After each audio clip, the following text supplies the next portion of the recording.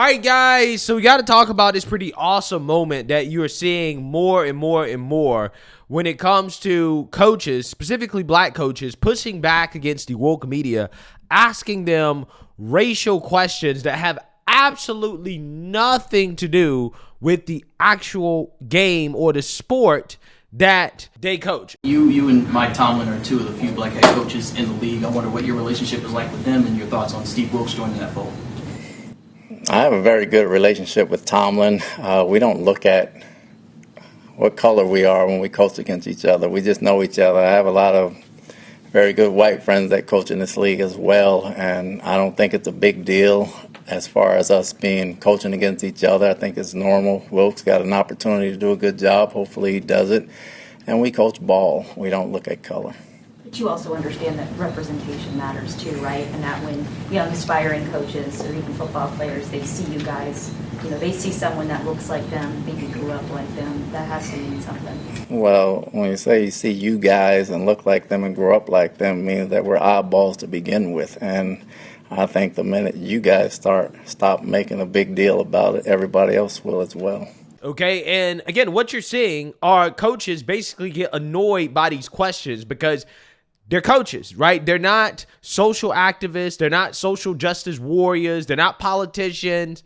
They are simply just coaches. And coaches, more so than anybody really, want to stick to sports, okay? They want to stick to the game. But that's not the agenda of these reporters. These reporters want to get the coaches to do some type of woke virtue signaling so that they can write an article about it and push the left-wing agenda when it comes to dividing the country among racial lines, which is the point of asking these questions. There is no other point because, again, it's not basketball related. And, again, you're seeing a trend of coaches, black coaches, say, you know what?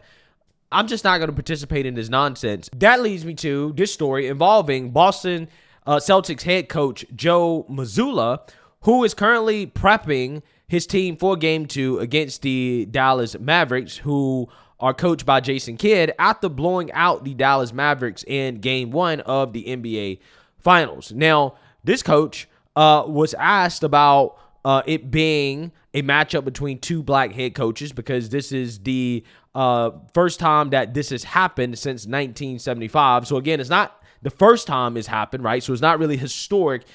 It's just the first time that it's happened in a long time. So therefore, this woke reporter felt the need to ask Coach Mazzulla about this matchup between two black head coaches. And Coach Mazzulla gave the most epic answer possible. Take a look. Hey, Joe, Ben School, Yahoo Sports. For the first time since 1975, this is the NBA Finals where you have two black head coaches. Given the plight sometimes of black head coaches in the NBA, do you think this is a significant moment? Do you take pride in this? How do you view this, or do you not see it at all? I wonder how many of those have been Christian coaches.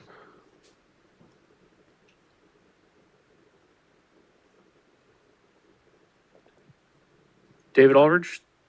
Yeah, so you seen that, you heard that, okay? I love that. I absolutely love that for so many different reasons, okay? Now, a little bit of a background on Coach Mazzulla. He played basketball at West Virginia. He's 35 years old. He's super young, but the core of his identity is his religion and his purpose, okay? So he's not black first, okay, even though I believe he's actually mixed.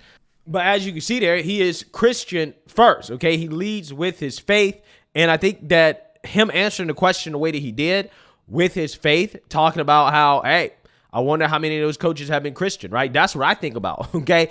I think about it from a faith perspective rather than a racial perspective. And again, I just absolutely love that rebuttal. It shut down reporters. And the reason why you know they were shut down is because usually during these press conferences, I actually watch quite a bit of it. After they ask a question and he answers the question, the reporters are up next, right, with the next question, right? So, in that situation, they were legitimately stunned silent, right? They were stunned silent, right? They had nothing to say. They weren't expecting that. But I do think he brings up a great point. For as much as you want to celebrate race and two black coaches facing off against each other, when's the last time these reporters talked about celebrating Christian coaches facing off against each other? Oh, well, Christian coaches face off against each other all the time. So what? Doesn't matter, right? This isn't the first time that two black head coaches in the NBA have faced off against each other. It's just the first time that it's been done in a long time. But I think that that's something to celebrate, right? I think it's something to celebrate when people who are Christian have success, right, or are successful, or when they accomplish something. I think it's definitely appropriate to celebrate those people in their faith, along with their success and how their faith played into their success, because I guarantee you, faith probably played a lot more into their success than race, right? So again, this coach, who is a very new and young head coach, is already finding success, and I guarantee you, again, his faith plays a part of it. But again, that's not what the mainstream liberal media wanted to hear, hence the silence.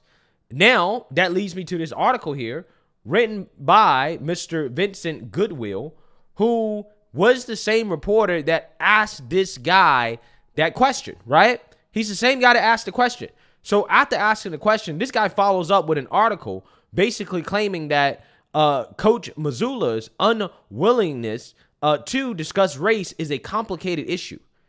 Basically arguing that because this guy is black, he must discuss race, or he's doing a disservice to the city of Boston because of Boston's racial history, right? Because Boston is racist. He must speak on the importance of being a black head coach and facing off against another black head coach, right? That's essentially the thesis of this article, okay? So this guy was salty with the answer that he got, and then he wrote an article about it, basically saying, no, it's not right that he did that, right? He has to talk about race because I demand that he woke virtual signal for us, right? Which is essentially what Gerard Mayo did, who is, I guess, Coach Mazzulla's counterpart in Boston, as Gerard Mayo is the head coach of the New England Patriots. He was asked a similar question about being black and a head coach and what it means, and Gerard Mayo decided to give the woke media everything they wanted. I do see color because I believe if you don't see color, you can't see racism.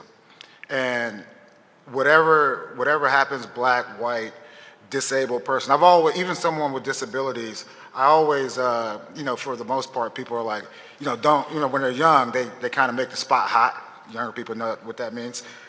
But what I would say is, no, I want you to be able to go up to those people and really understand those people. So it goes back to whatever it is, black, white, yellow, it really doesn't matter, but it does matter so we can try to fix a problem that we all know we have. Yeah, so again, he gave the woke media everything that they wanted in that answer, right? He talked about racism, the importance of combating racism. He sees color, everything they want to hear, right? They loved it, absolutely loved it, okay? You won't hear any articles written by woke reporters that are upset with that answer, right? They're going to do nothing but praise him for that, okay? They're not going to criticize him for giving an answer like that. That'll never happen. But if you give an answer based off your faith, oh, well, you didn't tell us what we wanted, right? You didn't do the trick, okay? You didn't come out here and do the woke virtual signal that we wanted you to do. So therefore, this complicated, right? You're doing a disservice to Boston, to the city.